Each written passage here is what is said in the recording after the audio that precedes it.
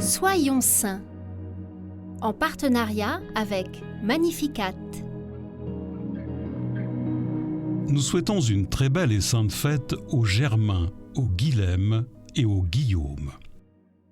Entre 1535 et 1681, pas moins de 342 Anglais témoignent par le martyre de leur attachement à la foi catholique romaine, dont saint Thomas Ford. Cette persécution sanglante, sous Élisabeth Ier d'Angleterre, ne commence sérieusement que plus de 20 ans après le début de son règne.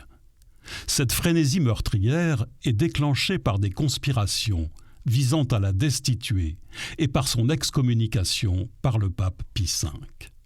Puis, par une hystérie collective suite à des dénonciations calomnieuses visant saint Edmond Campion qui précède dans le martyre notre saint du jour. Ce brillant étudiant d'Oxford, qui est alors anglican, s'indigne lorsqu'il entend de vives critiques contre le pape. Il s'exclame « Je ne peux supporter de telles paroles si peu respectueuses d'un père aussi saint et vertueux. » Il finit par devenir catholique et entre au séminaire anglais de Douai. Ordonné en 1573, il œuvre dans les comtés d'Oxford et de Berk durant 5 ans, sans éprouver de crainte quant aux grands risques qu'il prend pour vivre son ministère et accompagner les fidèles catholiques. Enfant du pays, il inspire le respect et a la chance de ne pas être dénoncé. Il est finalement surpris par un espion en compagnie de saint Edmond Campion qui est lui activement recherché.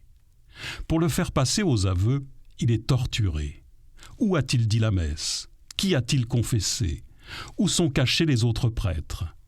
Il subit son supplice en demeurant totalement muet avant d'être finalement exécuté au gibet de Tyburn. À ses côtés sont pendus les saints John Chert et Robert Johnson pour les mêmes raisons. John est d'ailleurs obligé de regarder Thomas mourir juste avant lui. Lorsque vient son tour, il lui adresse ces derniers mots. « Ô heureux Thomas, vous avez couru cette heureuse course, vous, âme bénie, priez pour moi. »